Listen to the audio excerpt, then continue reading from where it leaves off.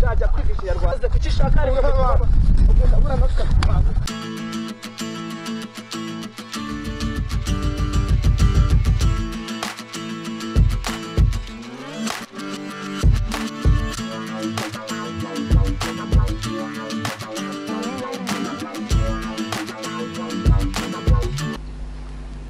ariko wahamagarira dukunda nkumva amakuru ye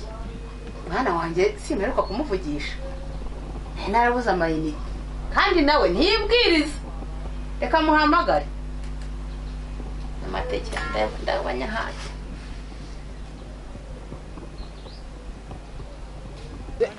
yego mama radukuraho umeze ute mwana wa eze neza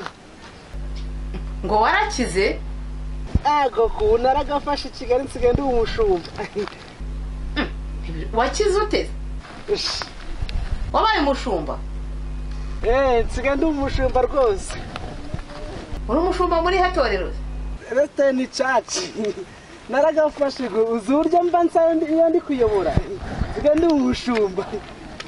ndabihagarariye rwose resitora chache muri resitora niho uragira abashumba muri resitora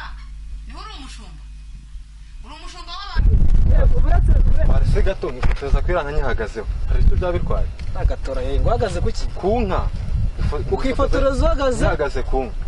ubuze ushatse kuvuga iki ahubwo mani reka tubikore vuba uhagaze kuki mani Kigali tugera ajya ngo uri Kigali uhagaze kuki mani ni kunka nta birenze no si nka ni shaka bayihagarara uhagaze kuki ajya ngo uri Kigali shajya kwigisha Ikinyarwanda kuki shaka ari baba ubura nafika